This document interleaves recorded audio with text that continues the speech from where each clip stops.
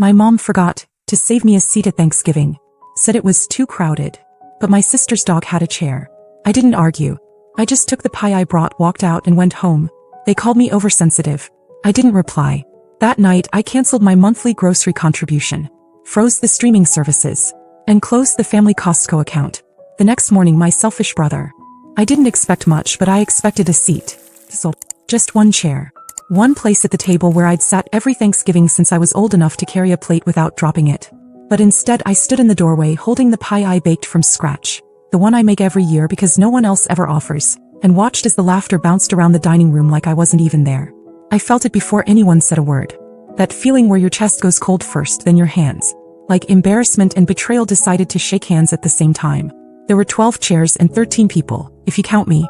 4 of them were new, my sister's husband's cousins. One was Oliver, Chloe's dog, who not only had a seat, but had a plate in front of him with mashed potatoes. My mom didn't even look confused when I asked where I was supposed to sit. She just said, "Oh, it got a little crowded this year." Like someone gets misplaced at a concert. Like I didn't bring the damn pie, pay for half the groceries, and send her a check last week when her power bill got accidentally doubled. No one looked up. No one said anything. Just my brother chewing and grinning like it was the best stuffing of his life. I left. I didn't cause a scene, didn't say a single word. I walked into the kitchen, picked up the pie and walked out. I remember hearing my mom ask Chloe if she thought the turkey was dry as I was closing the door. The text started just before 7. "Mom, Stace, you didn't even say goodbye. Are you okay? Chloe, it's literally just a chair. You could have grabbed a stool. Ethan, this is why you can't be around people. You make everything about you." I didn't answer. I sat in my living room, turned the volume down on the TV and opened my laptop. For the first time in years I didn't feel guilty. I started with the Costco account. I'd opened it in my name when Dad passed because Mom said she couldn't handle one more thing. Closed it in 6 clicks. Then the streaming services. Hulu, Netflix, Max, Disney Plus. All walked. Then the grocery fund. I'd been quietly contributing $300 a month to that shared debit card so they could split bills and buy household things. They never even said thank you. That stopped too. The next morning, 9:13 a.m., my phone buzzed. "Ethan, what the hell? Costco kicked me out mid-checkout. Did you mess with the account?" I didn't answer. Just took another bite of pie. That was just the start. The nice version of me, the one they could count on no matter how little they offered back, was done. They didn't know it yet, but things were going to get a lot more uncomfortable. By the end of that week they knew something was off. It started with the groceries. Chloe texted me about the family card being declined at Trader Joe's. "Did the card get hacked or something?" she asked. "Nope. Just unsubscribed from being your invisible provider." Then came Mom's confused voicemail about why Hulu logged her out during her baking shows. I listened to it twice. She still hadn't acknowledged the empty seat. No apology, no explanation. Just casually annoyed like someone unplugged her toaster. I could have told them the truth right then. I could have explained exactly how it felt to stand in a house I helped pay for and realize even the dog had more value than I did. But I didn't. I let them squirm. It was overdue. Then Ethan stepped in. He always does. Not out of kindness, but because he can't function when things don't orbit around him. He texted me that Sunday night. "Can you stop punishing everyone because you're in your feelings?" I didn't answer. Monday morning I woke up to a new message. "I talked to Mom. She said you made her cry. Chloe's upset. They think you're having one of your episodes again." There was. The family classic. Turn inconvenience into concern, paint anger as instability. They always called me sensitive whenever they needed me quiet. Not this time. So I stopped ignoring and started escalating.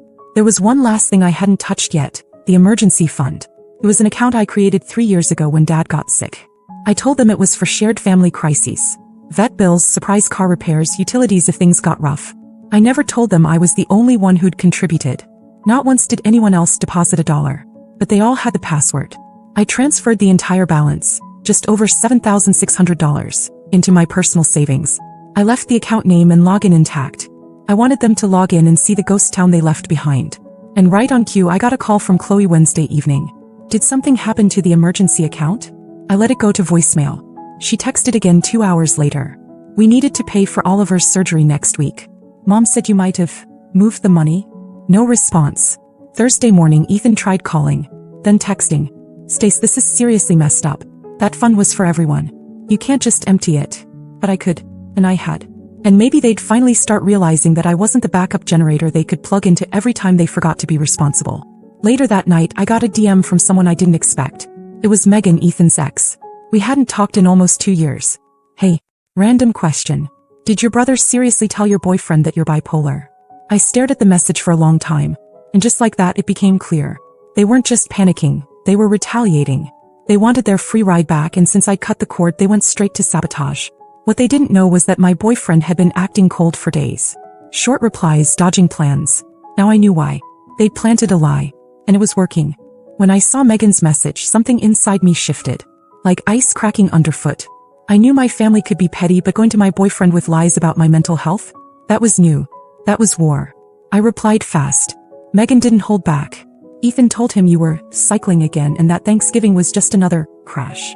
Said you did this all the time, pull away then make yourself the victim. I asked her why she was telling me this. Because he did the same crap to me when I left. Told everyone I was unstable. I should have warned you sooner. I thanked her and called Sam, my boyfriend. He didn't pick up. That night was long. I kept replaying the last few days. The way Sam had been quieter, the way he skipped our Wednesday dinner, the short texts that ended conversations instead of continuing them. It made sense now. They got to him. I sent him one message. I know what Ethan told you. I need you to ask yourself if anything he said actually matches how I've treated you. If you believe them, I won't fight it. But if you're unsure, talk to me. Not them. He didn't respond that night. Or the next day. Meanwhile, the family group chat lit up like a fire alarm. Mom finally cracked. Stacy, enough is enough. We need to talk. You're hurting everyone. Whatever you think we did, I'm sure it wasn't intentional. I didn't reply. They were losing their grip and they could feel it. Chloe tried next. Please, can we just have a call? This is getting out of hand. Mom's been crying. Ethan's furious. I know it wasn't perfect, but we're family. That word didn't hold the same weight anymore. Friday night, Sam finally messaged back. I don't know what to think. He made it sound serious. I asked if we could talk in person. He agreed. Saturday morning he came over, arms folded, guarded. I didn't try to break the tension right away. I just opened my phone and showed him my financial records. The grocery contributions. The streaming payments, the emergency fund history, the whole story laid bare, how I'd been funding the family quietly for years, how they'd dismissed me like furniture on a holiday, and how I chose to step away. Then I showed him Megan's messages. He didn't speak for a while, but when he finally did, his voice was different. They said you'd spin it like this. I swallowed that like poison. I told him to go, that if he needed to believe them then I wouldn't stop him. But if he ever remembered who I really was, he could reach out. Once, he left. And I broke down for the first time since Thanksgiving. Not because of him, because I realized how much damage they'd done, with just a few lies. But what they didn't realize is I still had one card left to play. I had never exposed what I knew, never used what I had. Till now. By Sunday I'd stopped crying. Something else had taken over, a kind of cold clarity I hadn't felt in years. They hadn't just pushed me too far. They lit the fuse and stood there watching with popcorn. And Sam, he hadn't texted again. I didn't expect him to. But I knew if he really knew me, he'd come back. I started thinking not about what they did, but what they depended on. Not the petty stuff, the logins and memberships, but the things they didn't realize I still controlled. Like the house. 3 years ago, after Dad died and the mortgage was suddenly unmanageable, I offered to take it over. I had better credit, no kids, and a solid income. The plan was simple. I'd buy the house in my name, they'd live there, and I'd rent it to them at a low rate. I didn't even charge them the full payment. Just enough to make it feel mutual. They called it generous. Then they called it normal. Then they forgot I owned it. Until I changed the locks. I waited until they were all out. Sunday night dinner at Aunt Carol's. I drove over with a locksmith I'd hired off Thumbtack. I had the deed in my glove box. 40 minutes later, every keyhole on the property was new. Then I left a note taped to the door. This property is no longer available for disrespect. I didn't answer the calls that followed.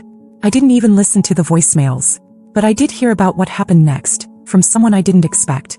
Jake, my cousin, black sheep, left the family years ago after Mom called him a failure in front of his girlfriend. We hadn't talked in forever, but he texted me that night. Just heard what you did. Absolute legend. Proud of you. He told me they showed up to a locked house and lost it. Mom was sobbing on the porch. Ethan tried to force the back door open, and when that failed, he yelled into the mailbox like it was listening. Chloe tried calling the police, but the police just checked the property record, nodded, and left. I still wasn't satisfied. Monday morning, I filed the paperwork to formally evict them. I knew they could stall it, maybe even drag it out. But the point wasn't to get them out immediately. The point was to remind them I wasn't the weak one. That the pie-walking, silence-keeping, always paying Stacy was gone. Later that day, Sam showed up at my door. No text. No warning. Just standing there with that look. Like he wasn't sure if he was about to fix something or make it worse. I didn't say anything. Just waited. He finally spoke. I talked to Megan again. I talked to your cousin too. And then I realized, if even half of what you said was made up, why were they so scared when you stopped answering? I didn't reply. He kept talking. I'm sorry I believed them even for a second. That's on me. I told him this wasn't something we could just sweep under the rug. Not when it broke something I wasn't sure could be repaired. He didn't ask to come in. He just said he'd wait, however long it took, for me to believe he was different from them. I closed the door gently. Not as a no. Not as a yes either. But the part that really hit me was the message I got 2 hours later. An email. From my mom. It was a forwarded confirmation. Subject line, payment successful, $12,000 wire transfer sent. She tried to pay me off. To get the house back. No apology. No explanation. Just money. As if I could be bought. But now I knew exactly how much they feared losing me. They thought that was my price. They had no idea the real payment hadn't come due yet. Not even close. $12,000. That's what they thought I was worth. It wasn't even a message from my mother directly. Just an automated confirmation from her bank, forwarded to my email like I was an invoice. The subject line read, payment successful, $12,000 wire transfer sent. That was it. No note. No apology. Not even a subject line in her own words. They weren't reaching out to reconnect. They were trying to pay me off. Like a loose end that needed to disappear quietly. I didn't touch the money. I didn't even log in to confirm it. I just left it there. Floating in the void between our last real conversation and the complete collapse of our relationship. Meanwhile, they were still locked out of the house. Jake had driven by again. He said they'd brought sleeping bags and were parked outside like squatters. Ethan pacing in a hoodie and gym shorts. Chloe holding Oliver like a baby. My mom sitting stiff in the front seat, arms crossed like a prisoner in a silent protest. They're acting like you burned the place down, Jake said. All you did was change the locks. I knew better. I hadn't just locked a door. I'd closed a chapter they thought they'd get to rewrite whenever it suited them. But I wasn't done. I'd spent years documenting everything. Not because I was expecting this, but because I've always known they didn't see me as part of the core family. I was the branch account, the emergency ATM, the one who didn't have kids so why not help? The one who always got the seat next to the fridge or no seat at all. So I went through every folder on my computer. Every cloud backup. I compiled screenshots, receipts, documents, and messages. The recurring monthly grocery contributions labeled family. The streaming service subscriptions all under my email. The Costco receipts I paid every time Ethan forgot his wallet. The locksmith invoice from last week. And most importantly, the scanned copy of the original mortgage agreement. The one where I, Stacey Morris, was the sole owner of the property. It included the text from Chloe when I agreed to take over the mortgage. Just put it in your name for now. It'll make things easier. Mom can't handle more paperwork right now. We'll deal with it later. Later never came. Till now. I put it all in a Google Drive folder titled, What You Took for Granted.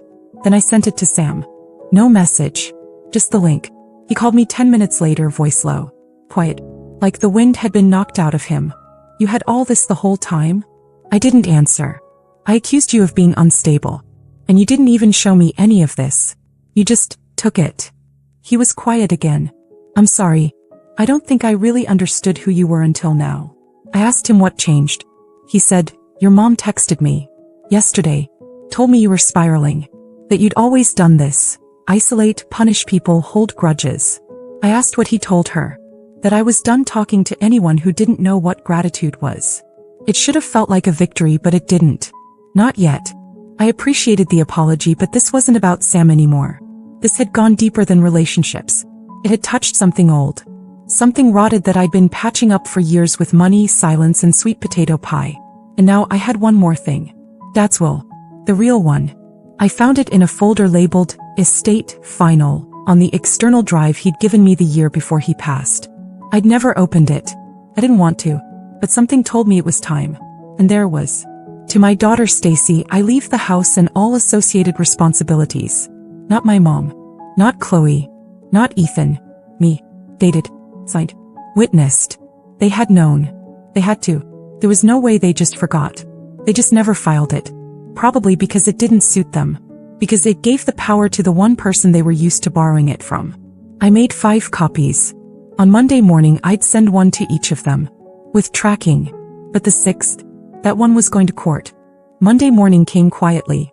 No texts. No calls. Just silence. That uneasy, dense kind of silence that follows a storm you know isn't done yet. The copies of Dad's will were already printed, sealed, and labeled. I drove them myself, certified mail, signature required. One went to Chloe's house. One to Ethan's P.O. box. One to Mom. One to their lawyer because I knew they had one on retainer from some old estate issue with my aunt. One to Sam. Not because he needed it anymore but because I wanted him to see it. No summaries. No opinions. Just facts. The 6th I hand-delivered to my attorney. We filed it that afternoon. It wasn't about throwing them out. They were already gone, scattered into guest rooms and couches and rented hotel rooms. It was about finality. About burying the myth they'd built around what the house was. Some shared legacy they believed belonged to all of us equally. It never was. They just liked pretending it was. Jake texted me later that day. They just found out. Ethan called Aunt Carol sobbing. Mom's screaming about contesting it. I told him they could scream into the wind. The document was ironclad. Notarized. Witnessed. Filed before Dad even passed. And then like clockwork the story started. A Facebook post from Chloe about being betrayed by the one person we thought was family. A vague Instagram story from Ethan showing a shot of a U-Haul and the caption, "When greed wins, everyone loses." But the best, the one that made it all click, was the voicemail from Mom. "I don't know who you are anymore. This isn't what Dad would have wanted. You're tearing this family apart." I replayed that last sentence 3 times. It was almost funny. As if it hadn't already been broken. As if they hadn't spent years splintering it with their entitlement and manipulation, and I had just been the one sweeping up the glass behind them. That night Sam came over. I let him in this time. He didn't say much. He just looked around at the quiet, the half-unpacked boxes from when I was still trying to decide if I should move, the pie dish I hadn't had the heart to clean. He asked what I was going to do now. I told him, live. He nodded and asked if he could help clean up. I let him. Not because I needed the help but because it felt like the first real thing between us in weeks. Something small. Honest. As we packed away the leftover mess, my phone buzzed again. Another message from Ethan. "Hope the house keeps you warm when you're alone." I stared at the screen for a second, then deleted it. Because here's what they never understood. I was never alone. They were just loud. And now finally they were quiet.